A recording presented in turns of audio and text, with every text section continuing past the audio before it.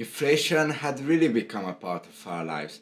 In the news, we hear about it all the time. The inflation is 4%, 5% compared to the last year. But maybe you don't really understand what it really means and what causes it. And if that is you, then you are in the right place because I'm going to explain it to you how inflation works, why it happens, and what consequences it has in this video. So let's get straight into it. So first of all, there are generally three types of inflation. So the first one being the demand push inflation. When demand exceeds the supply, the prices generally rise.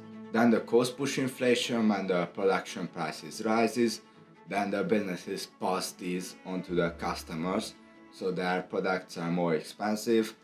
And the built-in inflation is sort of the workers demanding higher wages, and therefore the businesses must increase their prices to make up for that, and therefore it's like a built-in cycle of inflation. Then let's go over what causes it. So value is generally linked to supply and demand. So when the supply increases, so the central bank prints more money, then the value of the currency decreases, and also when there is not much demand for the currency, maybe because of the bad economic situation that that country is in, investors aren't really looking forward to go and invest in the businesses in that country, then that can also cause inflation. From a natural disaster like COVID-19, or there is a war happening, then that can also cause inflation. And of course, when there is a booming economy, so interest rates are quite low and everyone is spending a lot of money, then that can also cause inflation. But a healthy level of inflation is, of course, required for the economy to grow, and it's really not a problem. Then generally there are two ways to track inflation: the CPI, Consumer Price Index, and the PPI, the Production Price Index. So the Consumer Price Index measures like a basket of goods. So in this basket there are things like we use every day, so like food, transportation, all those things, and they measure their prices, and therefore they can get a better understanding of how the average people are doing in that country, and based on that they can make the monetary policy decisions.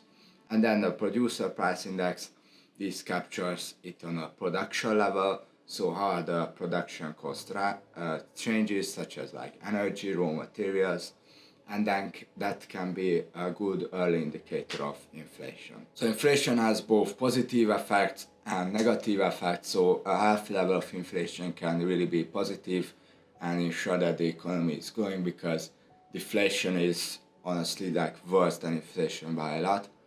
But on the negative side, if it's too big, then that can erode the purchasing power of the people, and it's not good. So controlling inflation is mainly based on the monetary policy. So monetary policy is the central bank's influencing the economy. So with things like not printing that much money or decreasing the interest rates, they can combat that. And also the fiscal policy. So things like taxation and spending, with that adjusting that, they can also control the inflation. So there are two extremes of it. One is the hyperinflation, when the inflation is too high, and the other one is the deflation, when the inflation is negative. So the hyperinflation is when prices just explode and there is like 100% inflation and all those things. And this mainly happens in countries that in a war zone, probably. So after World War I, World War II, this really happened a lot, and it's very dangerous. And the way out here is really just making a new currency probably, or getting help from other countries. And then deflation, and deflation can really signal a weak economy, and that the country is not going forward and not improving, so that's also very dangerous. So in conclusion, a healthy level of inflation is absolutely acceptable, but hyperinflation and deflation are not good things, and the country should try to avoid it.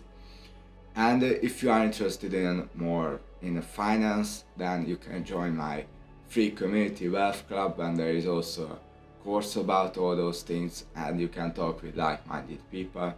So you can join for free. And thank you very much for watching this video, and see you in the next one.